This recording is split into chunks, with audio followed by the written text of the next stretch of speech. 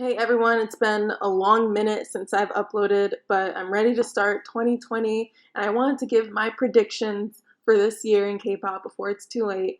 And I have a lot, and I also have a feeling that this is going to be a pretty controversial year, so let's just start.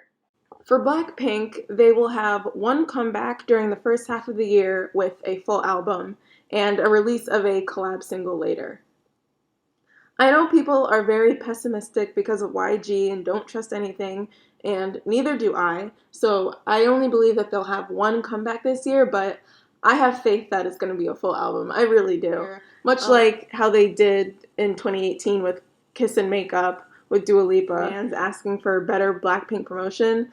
That was actually sort of like a turning point because YG actually acknowledged it. So I think the album will have 8 to 10 songs, and the title track will be a pink concept released around maybe March. GOT7 won't tour this year. I don't know why I think this, but I just get a feeling. They have more concerts early this year and are probably going to take a break afterwards. Jin Young is set to star in a new movie and feature in a drama, and I think Jackson will promote his music in China more. Bam Bam and Mark will also most likely do solo activities, and I think there might be a JJP comeback later this year, but I'm uncertain. Maybe one comeback for GOT7 this year. NCT will debut a new unit, and almost all their lineups will change. Definitely at least 127 in Dream. I'm still not completely up to date on how NCT's system works, but I suspect a new unit will be introduced this year, and it also seems there won't be a new yearbook for them either. SM's new girl group will have 8 or 9 members and be a more cute concept group like Girls' Generation. Their debut song will be very popular in Korea and instantly get a win. Winner will have possibly one comeback this year, or at least release a gift song that they will give to fans before Jinu has to enlist. That will be all from them this year, I think. Mino will release a solo project, and Song will just chill and have some variety show appearances here and there. Super M will release again after their tour finishes and before Baekhyun has to enlist. It won't be an entire album, I don't think, but a single with a pretty prominent USA artist. It'll be promoted heavily and will debut on the Hot 100. Somi will have one comeback. It won't be wildly successful, but it will do better than Birthday, and she will get her first win. It'll probably be a mini album. I feel like Momoland and XID will be the groups most likely to disband this year. CLC too, but it could go either way with them, to be honest. iKON will have a comeback as 6 early this year and then probably be sent to Japan for a long time. And then after that, go on hiatus, maybe some solo careers, solo activities. I feel like their future as 6 will depend on this upcoming comeback. The groups that will blow up, I think, next year are Everglow, ITZY, and ATEEZ. I think they'll be the first to dominate the 4th generation. Next year, I think mental health will become a more discussed topic in K-pop idols. Maybe not more accepted, but more K-pop idols will be more transparent about the issue.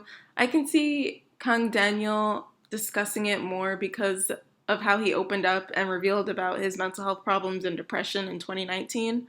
Also, G-Dragon, he has always been transparent about his true emotions and sometimes depression, and this year I could see him sort of leading a bigger conversation in Korea. Chungha will be the biggest female soloist of the year.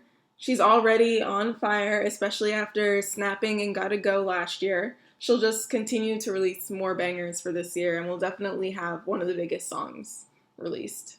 CL will have a proper comeback once she finds a new agency or team to support her. CL was very eager to release new music literally right after leaving YG, but I think that this year she'll release a proper body of work for the first time in years once she finally finds a proper agency. Speaking of 21 members, I suspect that Dara will leave YG. I'm honestly not even sure what she's still doing there. Since CL's contract expired, I assume hers is almost up too. I don't really think she gets much out of staying there, so she'll probably leave too. For Twice, I think they'll have another comeback after finishing their tour. It'll be all 9 of them, but I don't think Mina will promote with them. Personally, with Mina, I'm unsure how it'll play out, but this is what I predict. She will either be one of those idols I mentioned before who will open up about mental health and maybe even talk about her anxiety disorder, or she will just continue to rest. By the middle of the year, I feel like she might leave twice if nothing changes, but we'll just have to see. BTS will have two comebacks to complete their current album trilogy before Jin enlists next year. Their 2020 tour won't be as extensive as the Love Yourself one, but they will still be playing stadiums.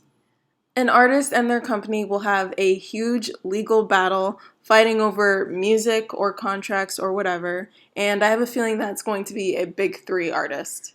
Now, Big Bang, I don't even know where to begin because just thinking about their situation gives me a headache and makes me stress, but here's what I think might happen. No news about a group comeback or activities will be released until Sungri's final verdict is reached, and it'll be this year definitely because they're trying to send him to enlist fast. It's already been rumored that the four members, or at least some of them, are re-signing with YG. I don't know if it's true, but if so, they won't promote as a group right away.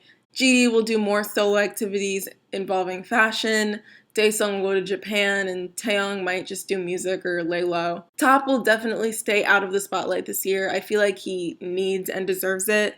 He seems to be enjoying himself without all the attention. When YG released their yearly plans for artists, I feel like they'll be very vague with Big Bang and might not even mention them at all. All I know is that it's going to be another long year for VIPs. Alright, so those are my predictions for how this year is gonna go. It won't be as messy as 2019 was, but it'll come close. And it'll be a really interesting start of the new decade and the fourth generation. So let's see how this pans out. Thank you guys for waiting and watching, and I will see you guys in my next video.